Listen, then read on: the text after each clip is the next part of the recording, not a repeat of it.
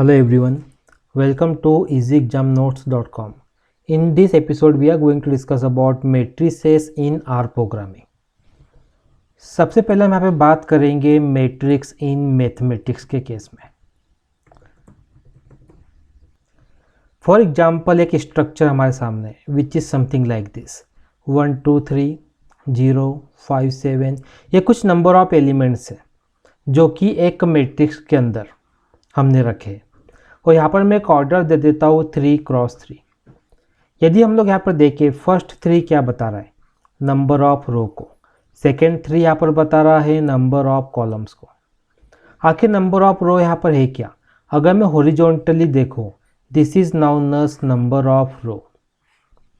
और number of columns को यदि हम लोग देखें तो जो वर्टिकल्स में हमको दिखाई दे रहा है, this is known as number of column. This is known as column. So this same structure को हम लोग डिस्कस करने वाले हैं आर प्रोग्रामिंग के केस में कि आखिर आर प्रोग्रामिंग के अंदर मैट्रिक्स को बनाया कैसे जाता है और मैट्रिक्स को कैसे यूज़ करेंगे.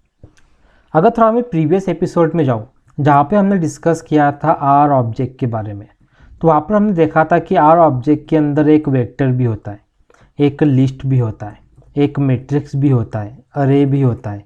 ओके, इसी तरीके से फैक्टर और डेटा फ्रेम को भी हमने वहाँ पर डिस्कस किया था.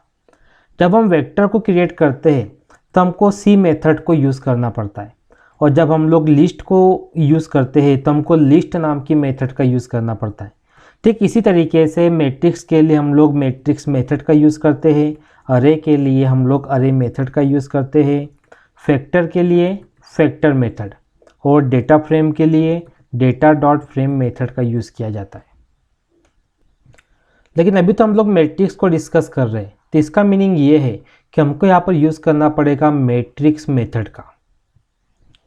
तो आखिर किस तरह से? सो इस केस में हम लोग क्या करेंगे, मैट्रिक्स मेथड को यूज़ करने के लिए ओके एक something like this matrix method को हमने यहाँ पे पुट कर दिया. सो ये है मैट्रिक्स मेथड हमारे सामने. अब इस मैट्रिक्स मेथड के अंदर एक डेटा नाम के एट्रीब्यूट को हम लोग यूज़ करेंगे. ओके, और डेटा एट्रीब्यूट के अंदर मैं यहाँ पर वेक्टर मेथड को यूज़ करने वाला हूँ. अब इस वेक्टर मेथड के अंदर कुछ एलिमेंट को पुट कर देते हैं. लाइक मैंने यहाँ पे पुट किया 1 2 3 5 7 एंड 9. यहाँ पर टोटल 6 एलिमेंट है. अब हमको यहाँ पर बताना है कि नंबर ऑफ रो कितनी आएगी, तो हमको एन रो नाम के एट्रीब्यूट को यूज़ करना पड़ेगा. यानी मुझे यहाँ पर चाहिए नंबर ऑफ रो 3, तो मैंने यहाँ पे 3 रख दिया. अब मुझे नंबर ऑफ कॉलम चाहिए, तो हम एन कॉलम नाम के एट्रीब्यूट को यहाँ पे यूज़ करेंगे. अब मुझे कॉलम चाहिए 2, तो मैंने यहाँ पे 2 रख दिया. ओके, तो ये मैट्रिक्स का सिंटेक्स हमारे सामने मीन्स कुछ इस तरीके से हमको कोड करना पड़ेगा, तब जाके हमको एक मैट्रिक्स मिलेगा. तो यहाँ पर हमको किस तरह का मैट्रिक्स मिलने वाला है, हमको कुछ इस तरीके से मिलेगा. नंबर ऑफ एलिमेंट्स तो हमारे सामने है लाइक 1 2 3 5 7 और 9. ओके, मीन्स यहाँ पर यदि हम लोग देखें, हमको चाहिए थी नंबर ऑफ रो 3, तो हमको यहाँ पे 3 रो मिल चुकी है. नंबर ऑफ कॉलम हमको चाहिए थी 2, तो हमको यहाँ पर 2 कॉलम मिल चुके. इस तरीके से मैट्रिक्स हमारे सामने बन के रेडी हो जाएगा. अब सेम थिंग को हम यहाँ पर देखते हैं कोड करके. मैट्रिक्स नाम की मेथड को हमको यूज़ करना है. मैंने डेटा के अंदर सी वेक्टर को यूज़ किया. 1 2 3 5 7 9 हमने एलिमेंट पुट कर दिए. नंबर ऑफ रो कितनी होना चाहिए हमने बता दिया 3. नंबर ऑफ कॉलम कितने होना चाहिए हमने बता दिया 2. जस्ट यदि हम लोग देखें तो एक मैट्रिक्स हमारे सामने बन के रेडी है. लेकिन यहाँ पर एक चीज़ गौर करने वाली है.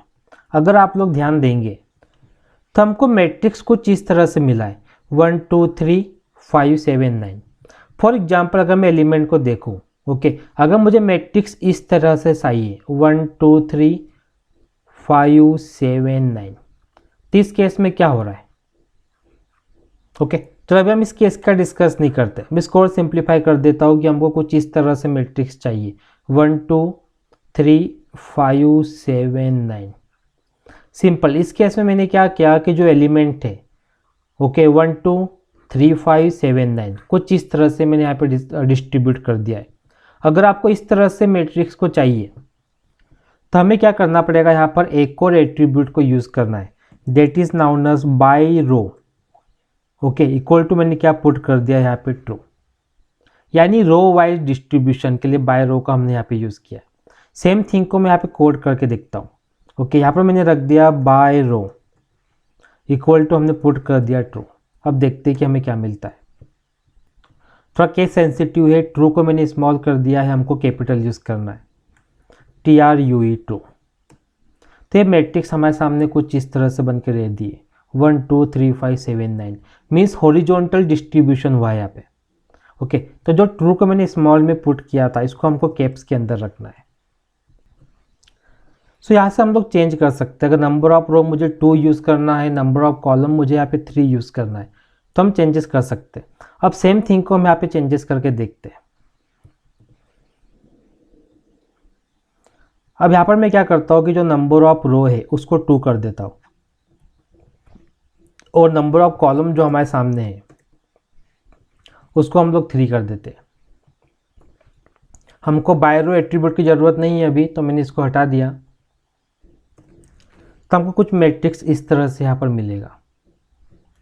अगर नंबर ऑफ रो को हम 1 कर दें, ओके, और नंबर ऑफ कॉलम्स को यदि हम लोग 6 कर दें, तो कुछ इस तरह से हमको यहाँ पे मैट्रिक्स मिल रहा है। अब यहाँ पे एक चीज़ देखने वाली है, अगर मैं बाय रो का यहाँ पे यूज़ ना करूँ ओके, मैंने यहाँ से बाय रो को हटा दिया, उस केस में क्या हो रहा है कि जो बाय रो है वो यहाँ पर फॉल्स है, बाय डिफ़ॉल्ट फॉल्स है। अगर मुझे बाय रो को यूज़ करना है ओके, तो मुझे यहाँ पे ट्रू यूज़ करना पड़ेगा। अगर नहीं रखेंगे हम लोग तो बाय डिफ़ॉल्ट यहाँ पे क्या रहेगा, फॉल्स रहेगा। अब इस बार मैं क्या करता हूँ कि जो बाय रो हमारे सामने था ओके, उसको हम लोग ट्रू की जगह फॉल्स यूज़ करके देखते हैं कि फॉल्स वाला वर्क करता है कि नहीं।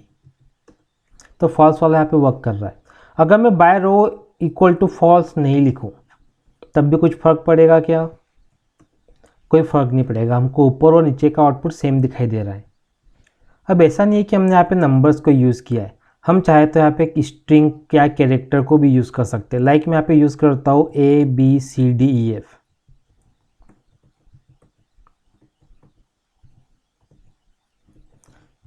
तो इस केस में क्या होगा, जो नंबर ऑफ एलिमेंट्स अभी यहाँ पे 1 2 3 5 7 9 थे, अब ABCDEF यहाँ पर लिखा हुआ आएगा। इवन हम लोग यहाँ पे बुलियन वैल्यूज़ का भी यूज़ कर सकते हैं, जैसे हम लोग यहाँ पे ट्रू फॉल्स का भी यूज़ कर सकते हैं, हमारे यूज़ के अकॉर्डिंग जो भी हमको यूज़ करना है। अब सेम मैट्रिक्स के अंदर हम लोग क्या करते हैं कि 1 मोर एलिमेंट यहाँ पे पुट कर देते हैं। मैंने 11 रख दिया। अब यदि आप देखेंगे नंबर ऑफ एलिमेंट्स कितने हैं, 1 to 11, टोटल 7 एलिमेंट है, बट रो कितना है 3, कॉलम कितना है 2। ओके, मीन्स एक एलिमेंट यहाँ पे ज़्यादा है। अब यदि हम लोग देखें, हमको यहाँ पर एक वार्निंग मिल रही है और हमने इस मैट्रिक्स के अंदर 11 को लॉस कर दिया है। 11 यहाँ पर अवेलेबल नहीं है क्योंकि हमारी जो रो कॉलम थी उसके लिए 9 तक के डेटा सफिशेंट था। अब हम लोग क्या करते हैं, अगेन जो नंबर ऑफ रो है इसको चेंज कर देते हैं। यहाँ मैंने 4 कर दिया। अब यदि आप देखेंगे तो यहाँ पे 11 तो आ गया है, मीन्स सारे एलिमेंट आ चुके, बट एक स्पेस यहाँ पर वैकेंट थी। उस स्पेस को फिल करने के लिए वापस से इन एलिमेंट्स की फिलिंग को स्टार्ट कर दिया गया है। अगेन मैं इसको समझने के लिए क्या करता हूँ, नंबर ऑफ रोज को हम लोग यहाँ पर 5 कर देते हैं। अब आपको और ज़्यादा क्लियर हो जाएगा कि मैं बोलना क्या चाहता हूँ। अब यदि आप लोग देखेंगे तो 1 to 11 तो ठीक है, पर जो 3 स्पेस वैकेंट रह रही थी उसके लिए क्या क्या मैट्रिक्स ने अगेन एलिमेंट्स की फिलिंग को स्टार्ट कर दिया, लाइक 1 2 एंड 3। सो ये था मैट्रिक्स को क्रिएट करने का तरीका आर प्रोग्रामिंग के अंदर।